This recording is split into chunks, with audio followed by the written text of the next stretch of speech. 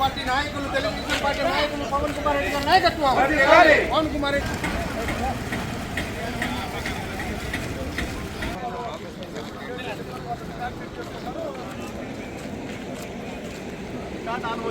పవన్ కుమార్ రెడ్డి గారి నాయకత్వం. గౌరవ అధ్యక్షుడు పవన్ కుమార్ రెడ్డి గారి నాయకత్వం. Sir head card sir Pawan Kumar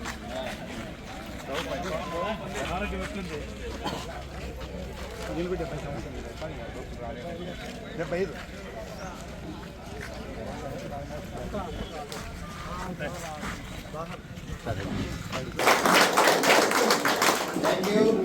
అదేవిధంగా మన అభిమాన్ సార్ అసిస్టెంట్ మేనేజర్ మనకు ముఖ్య సలహాదారుగా నియమించడం జరిగింది.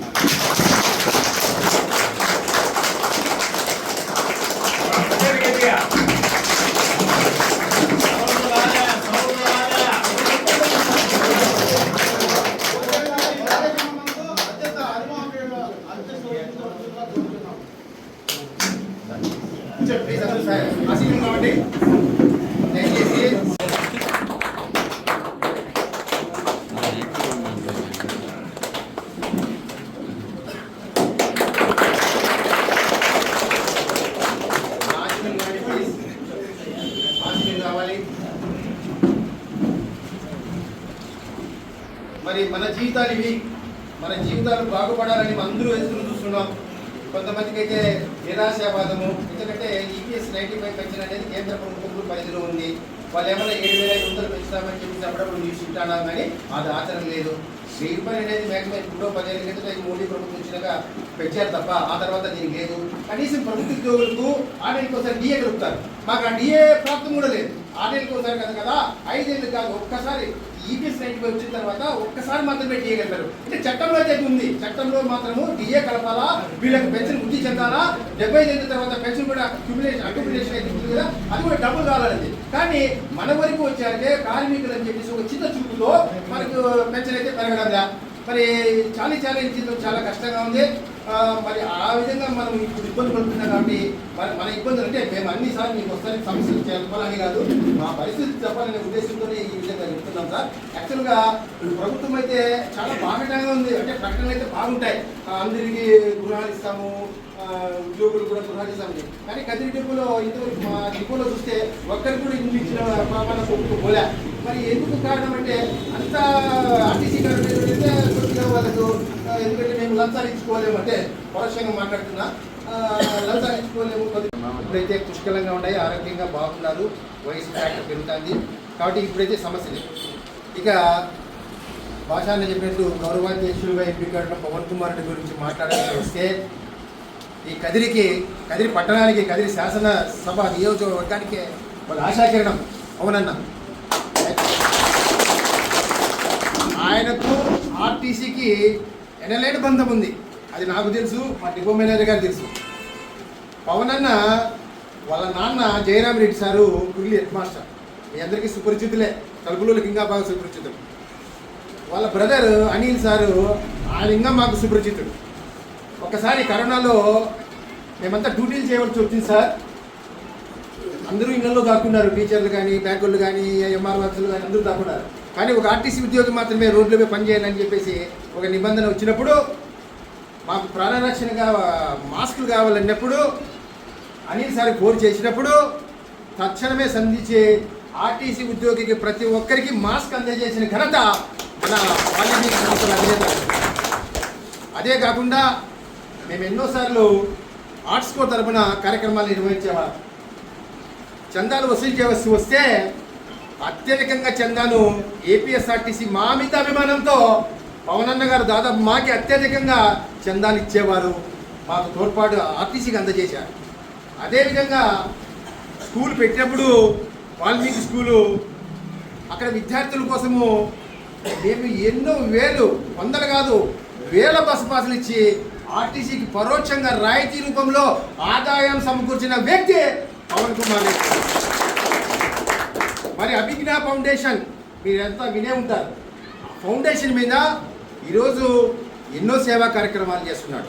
మన అసోసియేషన్కే కాదు గౌరవాధ్యక్షుడిగా, చాలా అసోసియేషన్లకు గౌరవాధ్యక్షుడిగా ఉన్నారు. సార్ యొక్క ఆయన ఎనర్జీకి ఈ యొక్క సేవలకు చాలా సమతుల్యంగా హ్యాపీగా మరి పనిచేసుకుంటూ పోతున్నారు. నేషన్ మజ్దూర్ యూనియన్ కానీ రిటైర్డ్ ఉద్యోగులకు కానీ ఒక మంచి కార్యక్రమం ఉంది సార్. మా దాంట్లో గౌరవ అధ్యక్షుడిగా ఎంపిక కాడపడిన వ్యక్తి త్వరలో ఎమ్మెల్యేగా కూడా అయిపోతాడు. మేము అనడం కాదు, నిజాలు చెప్తాం. మన కడప జిల్లాకు రాష్ట్ర అధ్యక్షులుగా ఉన్నటువంటి వైఎస్ఆర్ రాజశేఖర రెడ్డి ముఖ్యమంత్రి అయిపోయాడు. ఇదే కదిరిలో 10 ఏళ్ల కిందట మేము గౌరవ అధ్యక్షుడిగా ఎంపీ గారి సిద్ధారెడ్డి ఎమ్మెల్యేగా అయిపోయాడు. మరి అనిల్ కుమార్ ఎమ్మెల్యే కావాలా లేదా? మరి ఆయన అంత పదవులు పోతే ఇంకా మనకు మంచి సేవ చేస్తాడనే ఉద్దేశంతోనే మరి మీరు భవిష్యత్తు కూడా మీ భవిష్యత్తు కూడా మరింత రాణించాలి. రాజకీయ రంగంలో, సేవా రంగంలో మీరు వచ్చి మా అందరికీ ఆదర్శంగా నిలవాలనే ఉద్దేశంతోనే ఈరోజు సార్ని ఏకగ్రీవంగా, అందరూ తప్పని కూడా ఏకగ్రీవంగా నిరంతర ఆమోదంతోనే గౌరవ అధ్యక్షులుగా ఎంపిక కాడుకోడా. ఆయన అప్పుడే దావత్ చెప్పాడు, మీ యొక్క ఉద్యోగులు అంటే నాకు ఇష్టం అంటే అందరూ తెలిసిన వాళ్ళే ఉన్నారు ఇక్కడ, మొహాలు చూస్తుంటే అందరికీ పరిచయం ఉంది అని. మరి మనము ఎవరికి పరిచయం చేసుకోవచ్చు పని లేకుండా ఈరోజు సార్ మాకు సంగతి తెప్పించాడు అనమాట.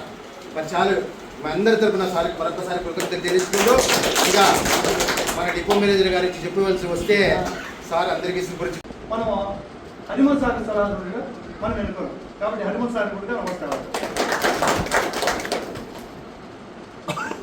అలాగే డిపో అధ్యక్షులు జీజీ కృష్ణ గారు, ఉపాధ్యక్షులు తిరుపాలన్న, joint secretary T S Surendra Reddy, treasurer కోశాధికారి కేఎం రావు, మరి ఇక్కడికి వచ్చిన పాత్రికేయులు, పెద్దలు, గౌరవనీయులు, మన కమిటీ సభ్యులు, మరి మా రిటైర్డ్ సభ్యులందరికీ, ఇక్కడికి వచ్చిన మా రిటైర్డ్ సభ్యులందరికీ నా హృదయపూర్వక నమస్కారాలు తెలియజేస్తున్నాను. అయ్యా, మేము సంవత్సరానికి 300 రూపాయలు వసూలు చేస్తాం ఒకసారి. ఆ డబ్బు ఎంత వసూలవుతుందో అంతా ఇది ముందు నుంచి మన పెద్దలు తిరుమల వాళ్ళు పుల్లాయప స్వర్గీయ పుల్లాయప అప్పటి నుంచి ఈవెంట్ ఉండేది ఇది. తర్వాత మేము వచ్చినాం అన్నమాట. మేము వచ్చిన టయానికి 3 రోజులు వసూలు చేస్తాము. వసూలు లేని డబ్బు, మిగిలిన డబ్బు బ్యాంకులో జమ చేస్తాం, డిపాజిట్ చేస్తాం. దగ్గరగా 20,000 30,000 పెట్టుకుంటాం. ఎందుకంటే ఇది ఈ రిటైర్డ్ సంఘం పెట్టిండే ముఖ్య ఉద్దేశమే అది. ఎట్లంటే చాలా సీరియస్. ఇప్పుడు కొంచెము ఎడ్యుకేటెడ్ పర్సన్స్ వచ్చినారు, వాళ్ళు ఏదో కొద్దిగా వెనకలు వేసుకుంటూ వచ్చినారు. కొంతమంది సీనియర్స్కు ఇంతవరకు ఇల్లు కూడా లేవు. ఆ ఉద్దేశంతో అరే కనీసం మనం ఈ డబ్బు జమ చేసుకొని చనిపోయినా కొద్దు వాళ్ళ కుటుంబానికి ఫస్ట్ మేమే పోయి 4,000 రూపాయలు ఇచ్చి వస్తాము. మనిషి చనిపోయి తెలిసిన గంటలోనే పోయి ఇచ్చేస్తున్నాం. కాబట్టి మన కార్మికులు కూడా చాలా రోజుల నుంచి పాపం అడుగుతున్నారు, ఏదో ఇంకో కొంచెం పెంచండి, ఇంకో కొంచెం పెంచండి అని చెప్పేసి అడుగుతున్నారు. ఆ కోరిక కూడా మీకు sir Reddy sir, DM sir announce చేస్తారు సార్. అది ఎంత అనేది మన సార్ అనౌన్స్ చేస్తారు. కాబట్టి ఈ అవకాశం ఇచ్చిన మీకు అందరికీ నా హృదయపూర్వక ధన్యవాదాలు. ఈ సంవత్సరం 7 మంది మన సోదరులు 70 సంవత్సరాలు కంప్లీట్ చేసిన వాళ్ళు ఉన్నారు. వాళ్లకు మనం సన్మానం చేస్తే వాళ్లకు అదొక ఆనందంగా ఉంటుంది. ఎందుకంటే వయోరీత్యా మనం ఎక్కడెక్కడో ఉంటాం. వాళ్లకు పిల్లలు భార్య వీళ్ళంతా సహకరించకపోయినా మనము కొలీగ్స్ ఒక డిపార్ట్మెంట్లో పనిచేసిన వాళ్ళని ఇక్కడికి పిలిపించి వాళ్ళందరికీ సంతోషపరిచే కార్యక్రమం ఇది. ఎందుకంటే వాళ్ళు ఇళ్లలో కూడా సంతోషాలు పొందలేని రోజుల్లో మనం ఈరోజు అందరము హాయిగా ఇక్కడ ఒకరికొకరు చూసుకుంటూ పలకరించుకుంటూ ఎంతో హ్యాపీగా ఎంజాయ్ చేస్తున్నారు. కాబట్టి దానికి మనము ఫస్ట్ ఏం చేయాలంటే అందరూ హాయిగా ఉండాలి, వాళ్ళలో మనం ఉండాలి. ప్రపంచమంతా సుభిక్షంగా ఉండాలి అంటే వర్షాలు బాగా పడాలి, పంటలు పండాలి, మనము హాయిగా ఉండాలి. స్వార్థం మానండి, ఆశను వదులుకోండి. అధిక సంపాదన అనేది చాలా చెడ్డ వ్యసనము. మనము 3 పూట్ల తిని హాయిగా ఉంటే అదే కోటీశ్వరం అనుకోవాలండి. భావించవద్దండి. కోటీశ్వరుడు కూడా అన్నమే తింటాడు కానీ బంగారు తినడు. చనిపోయిన రోజు ఒక్క రూపాయి కూడా మనకు ఇవ్వరు. అది మాత్రం మాకు గుర్తించుకోండి. ఆరోగ్యాన్ని కాపాడుకోండి. మా సహోదరులకు చెప్పడం ఇదే ఒక హితం.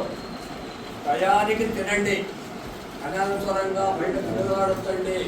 ఎందుకంటే మనకు ట్రాఫిక్ పెరిగిపోయింది. గల్లీ టౌన్లో కానీ ఎక్కడైనా కానీ మనకు 3వ కాలం అవసరమైనటువంటి రోజులు ఇవి.